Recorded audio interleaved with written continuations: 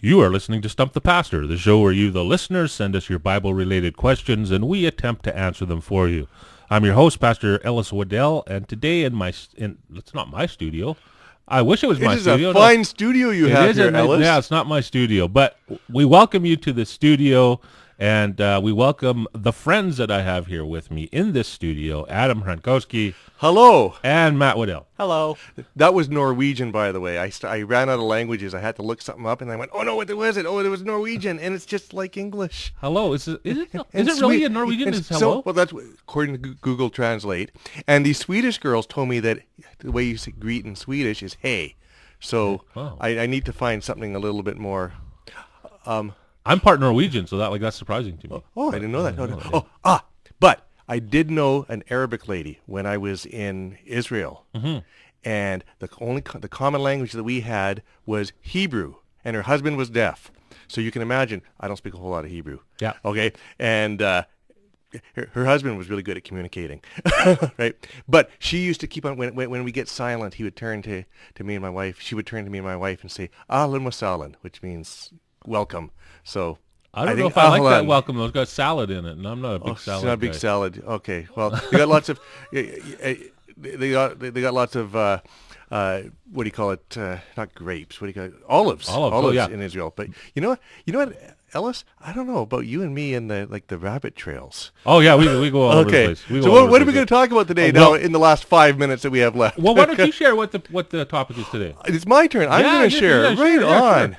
What about how do we answer this? I'm going to say can Christians join the military? Can Christians join the military? So is there anything to prevent them from joining the military? Is it wrong? Is it right? Is it a good idea? Is it a bad idea? What do we say? What does the Bible say about it? Well, why don't we, before we even get into the Bible, why don't we just take a couple of seconds and kind of lay out different viewpoints that we've heard before from people? Okay.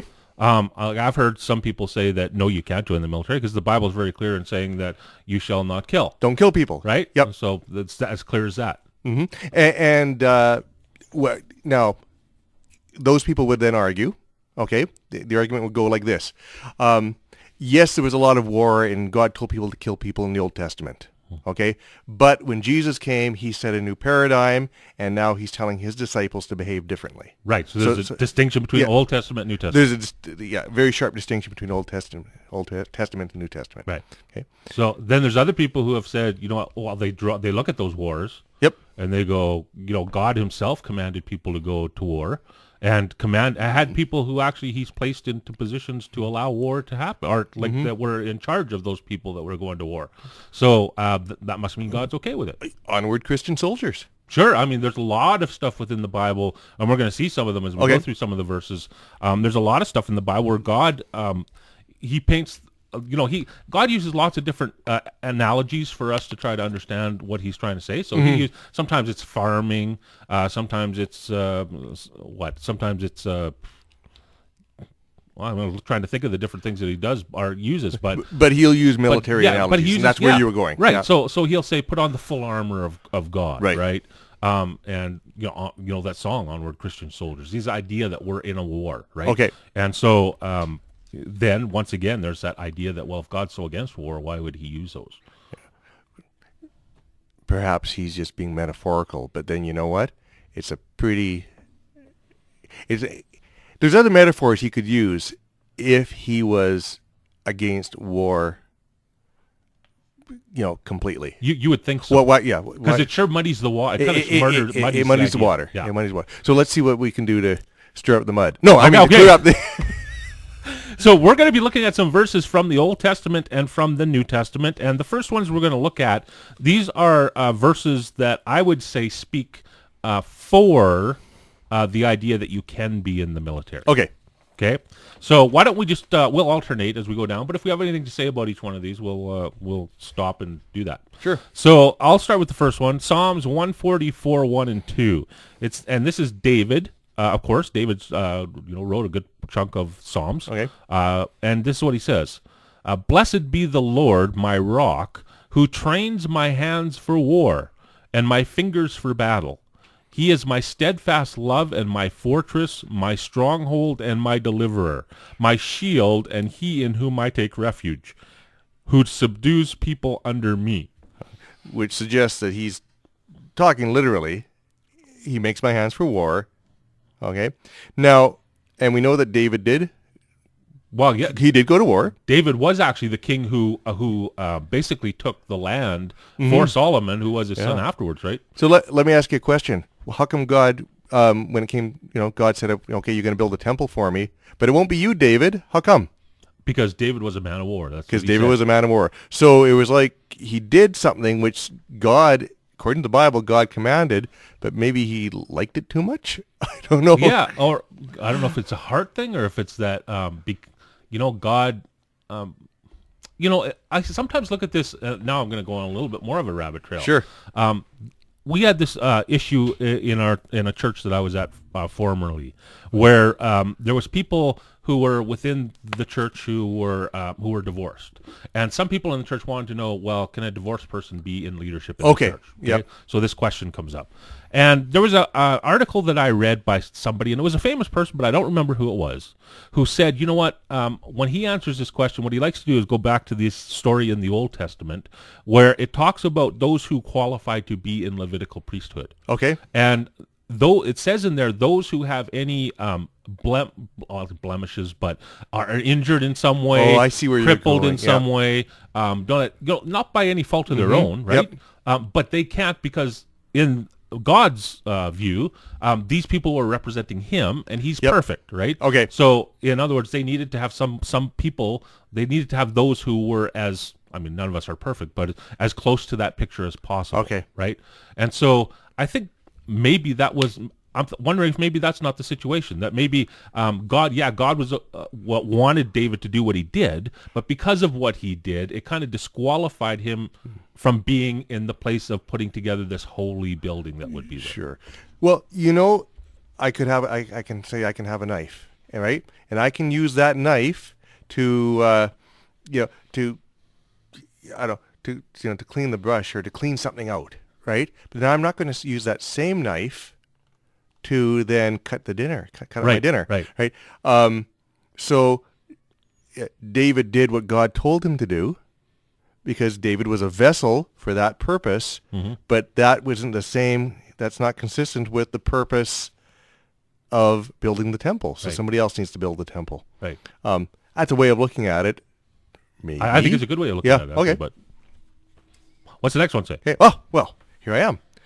John 15:13, and these look like you've selected all these from the ESV, the English Standard Version. Yeah, I'm trying to use them as much as I can from one version. So yeah. I'm going to comment on this because it rattles me when I see somebody change their version that they're using just because it illustrates the point that they're making, right? And then they don't justify, well, why did you choose that? Because you think it represents the underlying language more, or because it makes the point? So I like it that you're consistent with the version. Well, try to be as much as I can. Except over here where, sometimes, yeah. Except, when you get to Psalm 23, you have to read King James Version. It's hard to read it in another version. Yeah. And you know what? I think some Bible versions, rabbit trail. Yes, I think some Bible versions actually make a point of some standard, like Psalm 23, they don't mess with them too much because... Yeah, it's just the way everybody knows it. Right. So here we are. Good thing we got notes because I don't know where we'd be. John 15:13, English Standard Version. Greater love has no man than this, that someone lay down his life for his friends.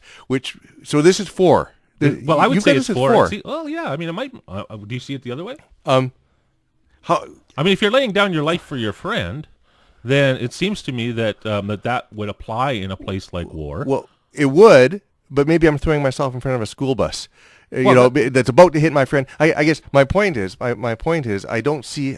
I see that I could lay down my life for you without it being a war. Oh yeah, absolutely, you could. I guess when I look at this, what I'm saying though is if we're in the context of war, and we're going to talk about war, then there is a very general and I think this is very general. Okay. So it could apply in all these situations, but it could apply in war as well. It could. So so I would see it as. And the only way that's going to happen in war is if you're actually warring. Warring. Okay. Want to read the next one? Sure. Ecclesiastes 3:8.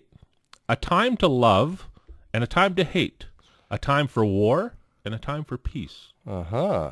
And this is, of course, part of a longer section that goes all Okay. about Right. time to dance and a time to sing and a time to cry and a time to be happy and a time for all these things. So a time for war, a time for peace. So that means sometimes God ordains war, and sometimes he ordains peace. And sometimes he wants us to love, and sometimes he wants us to hate. Oh, do we want to draw that from there? I'm being the devil's advocate here. Well, Yeah, I guess in saying this, I guess those who would be against this, like against being in war, Yep. could easily say, well, yeah, sure, God's saying that there is going to be war, but that doesn't necessarily mean we have to take part in it. Right? Okay, yep. So- These are things that happen. Yeah. Okay. I would assume. Now, whose turn is it? It's my turn. I get to do this get this Deuteronomy good one, yeah. passage. Yeah, Deuteronomy 20, chapter 20, verses 1 to 4. When you go out to war against your enemies, and see horses and chariots and an army larger than your own, you shall not be afraid of them, for the Lord your God is with you, who brought you out of the land of Egypt. And when you draw near to the battle, the priest shall come forward and speak to the people, and shall say to them, Hear, O Israel, today you are drawing near for battle against your enemies. Let not your heart faint. Do not fear or panic or be in dread of them, for the Lord your God is he who goes with you to fight for you against your enemies to give you the victory. Yeah, Wow.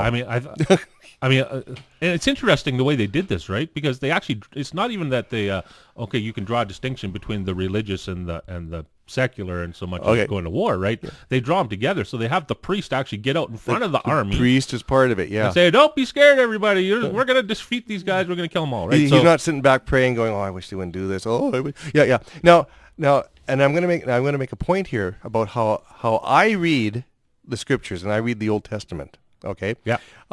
There's some pretty gruesome stuff that God tells people to do in the Old Testament. Now, some people will read that and go, you know what? They're reading it through like a culture. They're interpreting events, and God didn't necessarily tell them to do that, but this is how they're interpreting it. But now we've grown up now. Now I don't read the Bible that way, and I don't think you do either. When I see stuff like that, that would be a great out, because there are certain things in the Old Testament and I go, God approved of that? Yeah. Yeah. Like, shake your head a little bit sometimes. Yeah. You really, I'll tell you what my favorite is. It's the story. What was it? Is the fellow who says, "I'm going to sacrifice to the first." The first thing that comes out my door. Yeah, you brought that up, I think, last week. The first thing that comes out of my door, and it's just like God doesn't tell him, no, stop. God seems to be okay with it. I'm going, what's going on? Okay, but to me, that's a problem. And some of the verses, okay, that's a problem, and I won't take the out that it's their interpretation. I'd rather wrestle with the problem. Right. So when I read this, it talks as if God is supporting warfare. He's not just saying, when you go out for war against your enemies, and now he's rolling his eyes. Right. When you do that thing we know again you're that I gonna do tell it. you not to do, he's basically saying, I'm with you, I'm on your side. In fact, I'm fighting the battle for you. So he's involved. There's a claim here that God is involved. Right. And I think it would take a good idea right now to talk a little bit what we talked about before this thing actually started, in saying that for those of you who read your Bible, understand that there's a way to read the Bible in order to get out of it what you need to get out of it. And let me just explain that a little bit for those who might be out there. The Bible is a series of a number of books. And each one of these books is written in a different way. So you have historical books, you have poetic books, you have books of apocalyptic books. Mm-hmm. You have what's apocalyptic? Apocalyptic is those things generally dealing with. They're very symbolic. They're symbolic. Books. They make great movies. Hollywood just loves them. Yeah. And so you can draw out of them 100 different interpretations if you right. want to, because they're so symbolic. But all of these books have to be read in a different way. Right. It's because they're all in one. We have all of these books together in one. We kind of look at these books as chapters rather than looking at them as separate books. Yeah. And as a result, we just kind of read the whole thing the same way. We just go through it, and Proverbs, another thing, very different than the rest of the Bible, because when you read a proverb, you're not reading in Proverbs God's words for us necessarily. You're reading earthly wisdom that is true most of the time. Yeah. And so not true all of the time, but most of the time. So a very famous verse, the one everybody likes to turn to in there, train up a child in the way he should go, and when he grows old, he will not depart from it, right? And there's parents all over the place who are holding on to that verse because they have kids who have gone astray, and they're going, God's promise that if I trained him right, he's going to come back in the way he should go, right? And the reality is that's not what God, it wasn't a promise from God that this would be the case. It was a general saying that is true the majority of the time. If you train up your kid right, he will generally go the direction you've trained him. But he doesn't always. And sometimes that's not the case. Now, there's also another, and I think a good example of this is the proverb that says, answer a fool according to his folly. Okay, and I'm just going to look this up quickly if I can find it. Okay, if I can't, then I'll just quote it generally here. How fast is the internet in the station? We now pause for a brief song from Adam. It's not here. Okay, it's not happening. Okay, so listen. Okay, so it says, answer the fool according to his folly, because this will happen if you answer the fool according to his folly. Okay. Then it said right after that, don't answer a fool according to his folly, because this thing will happen. So it gives two contrary pieces of advice. And I remember reading this in a book on, how the Bible contradicts itself. And I'm kind of going, I'm looking at this, I'm going, you think you're the first one to ever notice that? Right? The whole point, there's a point, and it's a poetic point, in putting these two contradictory commands together. Answer a fool, don't answer a fool. And I think really the point is you can't win with a fool. Exactly. Most of the time, you're going to lose either way. So you can't. So my point is, and I think you would agree with this, you don't read it like a recipe book. Right. Not Proverbs. Right. And also not Ecclesiastes. Right. And not whatever you might conclude that's different than what I want to believe. Exactly. So that's one thing. The other thing I'd just like to say with regard to this, because we're going through Old Testament and New Testament. Yep. Okay. There are a lot of people, and we talked about this earlier, there are people who draw a distinction between the Old Covenant, the Old Testament, and the New Covenant in the New Testament. There's others who don't draw such a distinct line between the two of them. And so when for those of you out there who might say you shouldn't go to war, you would draw a distinction there. You would say that what God is doing in the Old Testament is very different than what he's commanded us to do in the New. Yep. Those who don't have so much of a problem, with this issue, and having people go into war, would not draw that distinction so clearly. So understand that too, that there's a division between the two. How do we read this? Yeah. And that's a big question. So Ephesians 6:10-20. It says, finally be strong in the Lord and in the strength of his might. Put on the whole armor of God, that you may be able to stand against the schemes of the devil. For we do not wrestle against flesh and blood, but against the rulers, against the authorities, against the cosmic powers over this present darkness, against the spiritual forces of evil in the heavenly places.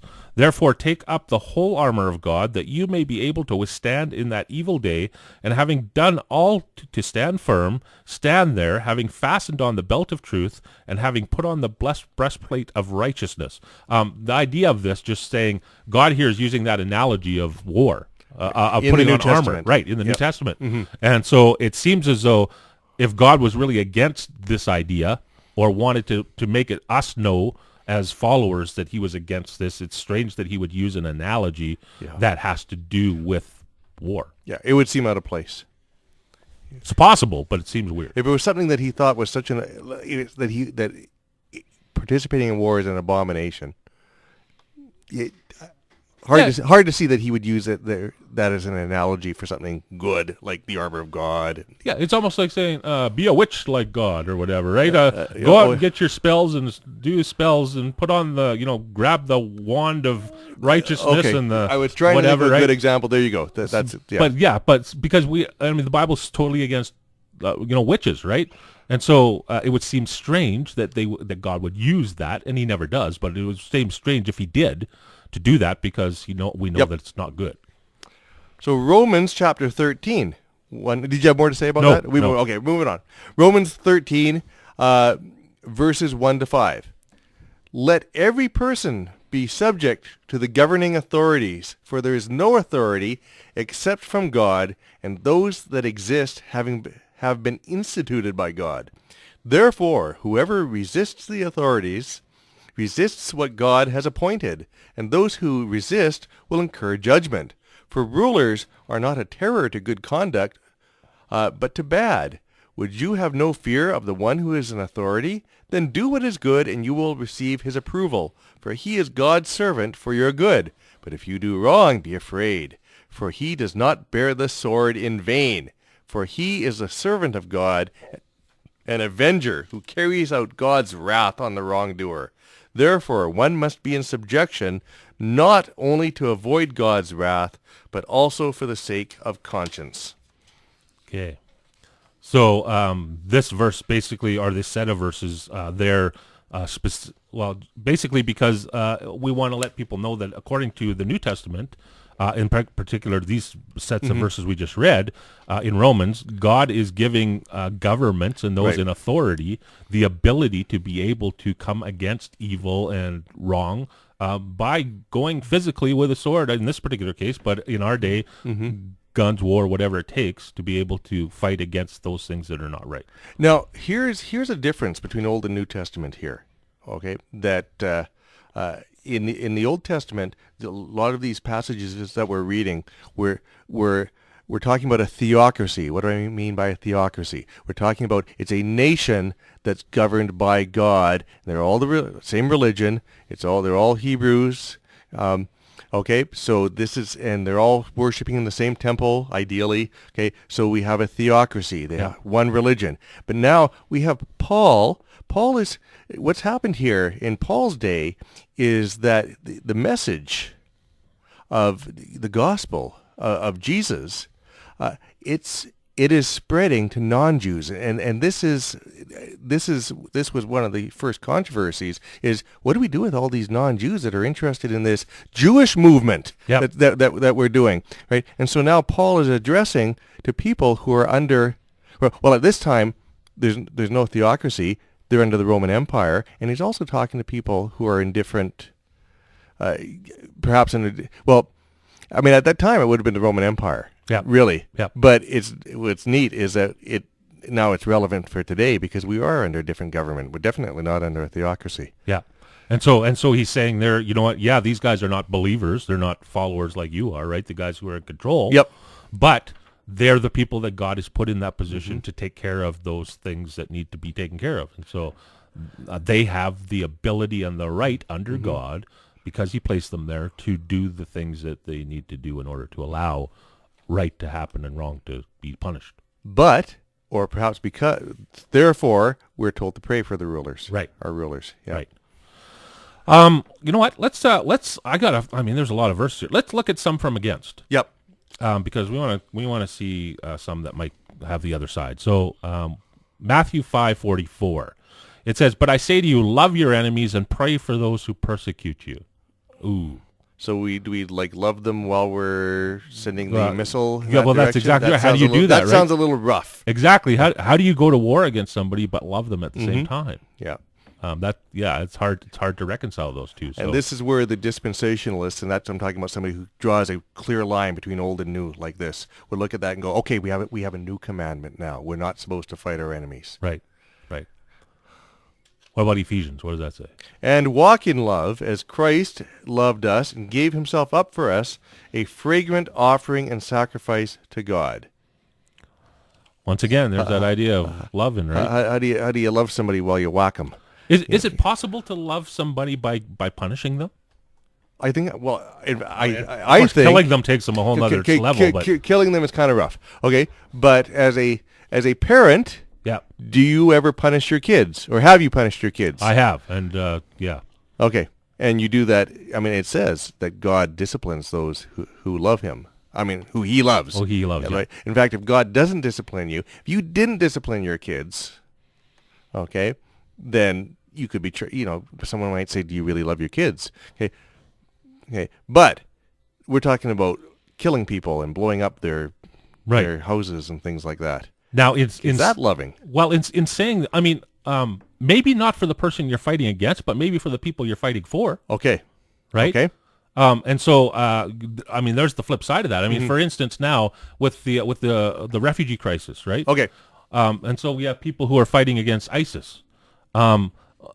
Does that not show love to the refugees by fighting against those who are trying to get them out of the country?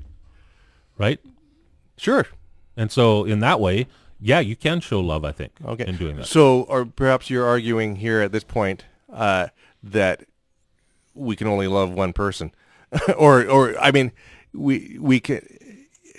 True love is going to actually involve some collateral damage, is what you're saying. That sounds pretty rough, but it sounds like that's what you're saying. Well, it does sound rough. I mean, I'm just thinking through this as we go through Sure, this now. yeah, I know, me too. So I haven't really thought, I haven't tried, sat down for a long time and thought this all through. But even with regard to relationships, Okay. when you have a relationship and somebody comes against you, sometimes in order to deal with that situation, the Bible says we need to approach each other and try to deal with it, right? But here's the problem. Sometimes that causes problems. Okay. Sometimes you go to talk to the person and they go the complete opposite direction. So here we have this issue where sometimes there's collateral damage done Okay. Yeah. in trying to make things right, and you're doing what you're doing in love. Yep. But it makes more problem. Well, I'm wondering too is if the love is being. I just don't like this. I don't like how it's coming out, right? Because like you'll cut off your arm, because it's cancerous. Okay, but you love your body. Okay, but can you be said to be loving your arm by doing that? It doesn't do your arm any good. So are we supposed to love each individual, or are we supposed to love? Is our love supposed to be broad, but then some individuals may not participate in that love? That sounds rough. Well, and where do we go into, because and we only have a couple of minutes left, but as we lead into the next week, which we're going to be continuing to talk about this, let me ask this question, because we talked about this a little bit before, but God, somewhere in this, God, I mean, in the Old Testament, it's made quite clear that he goes to Abraham, he says, I'm going to give you land. Yep. Right? And then really quickly he says, I'm going to give you this land, but I can't give it to you now. I can't give it to you for 700 years. And it's kind of like, well, why can't he? Right? Why? So what's the big deal? Because the iniquity of the people in there needs to. They need to deserve to get. That's right. They need to deserve to be destroyed. Okay. Yep. I'm going to give them 700 years to repent and do what's right. Mm-hmm. But if they don't do that, then they've had as much time as they're going to have. Okay. And then I wonder, does that play into this somehow? That God sometimes, there's a place where God says, I've given you your time. Okay. And you haven't done what you needed to do. And because of that, your chance is gone. I mean, that happens every day, just in people dying, right? Sure. And who's the one who gives life and takes life? God. So, I mean, he's doing that all the time anyway, not in a concentrated situation when we're going against thousands of people or hundreds or whatever. But he's doing it individually, for sure. So, I don't know how that all plays in or how that works, but it's interesting as we go through this. We'll try to get more clearer. Definitely have to come back to this. Yes. So I think we're going to end there. We want to thank you for joining with us today. We should be sure to tune in next Sunday at 8:30 for Stump the Pastor. If you have a question about the Bible or Christianity, please send it into my email, which is pastorwedel@outlook.com. And Wedel is Wedel. If your question is chosen to go on the air, you will receive a free gift, compliments of Heartland Baptist Church and CFIS FM. Until next time, may God richly bless you, and so long. See you later.